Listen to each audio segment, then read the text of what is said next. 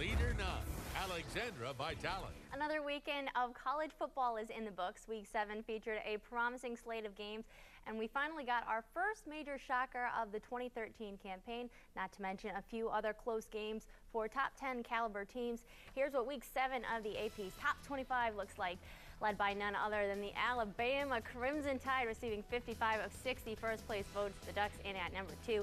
Clemson, Ohio State, one of the Pac-12's two powerhouses. Stanford lost and major upset to Utah, bumping them out of the top 5. LSU just keeps impressing, this time dominating Florida.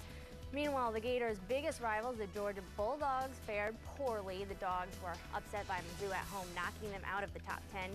In other SEC showdown, Texas A&M survived a real scare to take down Ole Miss.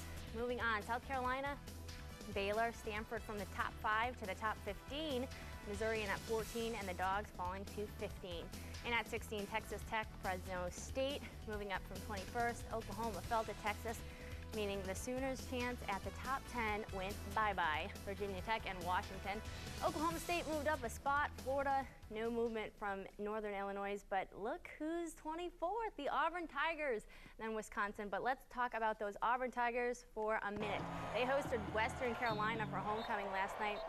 Auburn deciding to sit starter Nick Marshall at quarterback and go with a true freshman, the reigning Mr. Football in the state of Alabama, Jeremy Johnson, getting the nod, playing his first college football game.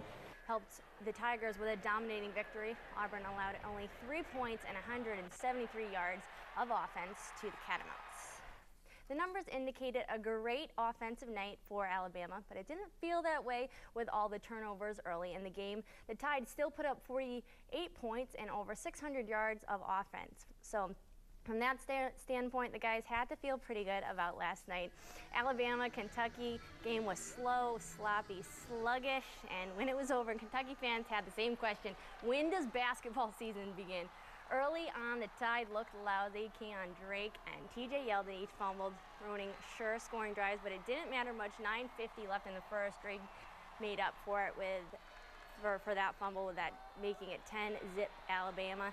TJ Yeldon, he made up for his fumble as well, in from 24 yards to make it 17-zip Alabama. A.J. McCarron, 21 of 35, a career-high 359 yards and a touchdown pass. That one touchdown pass was to Kevin Norwood. The end result for Bama, 48 points scored, 7 points allowed, 2 fumbles lost. That's one thing we wanted to do. We wanted to come in and make a statement that our offense is just as good as the defense, and we go against them every day, every practice. So it was a statement for us. Even with the turnovers, you feel good, right? Because that's just mistakes you clean up. Definitely. It's mistakes that we don't want because it's down in close to the end zone. So we really don't need that. We made a lot of mistakes. Turned the ball over a couple times, dropped some passes. If you want to be the best, you can't be satisfied with that. All right, moving on. The Dogs hosted Missouri last night. Georgia was banged up, to say the least, and some of the younger guys had to step up. But the real story were those turnovers. Georgia had 4, and that killed momentum all day.